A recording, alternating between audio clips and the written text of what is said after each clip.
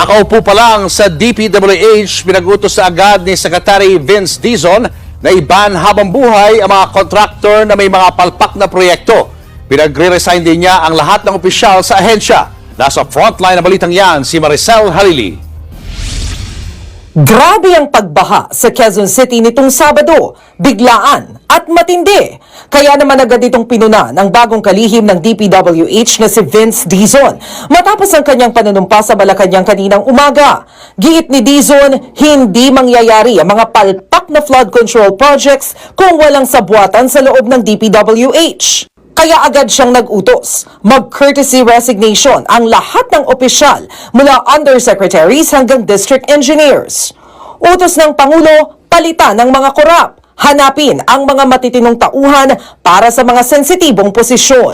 Hindi ko po matatanggap at hindi po matatanggap ng ating Pangulo na manunood na lang po tayong lahat sa TV habang ang mga kababayan natin ay nagduro sa araw-araw. It is unacceptable. Hindi na lang isang taon ang ipapatupad na blacklist sa mga contractor. Gagawin na itong lifetime o habang buhay laban sa mga korap.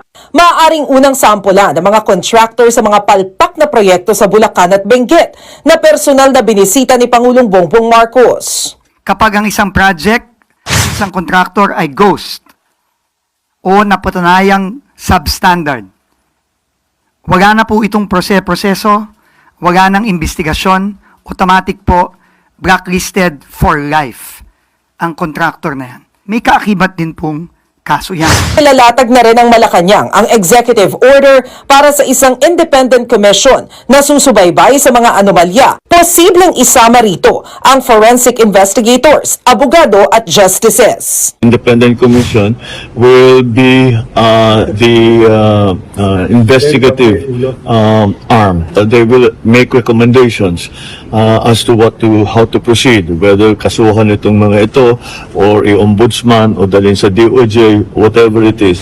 Nagbabalita mula sa Frontline, Maricel Halili, News 5.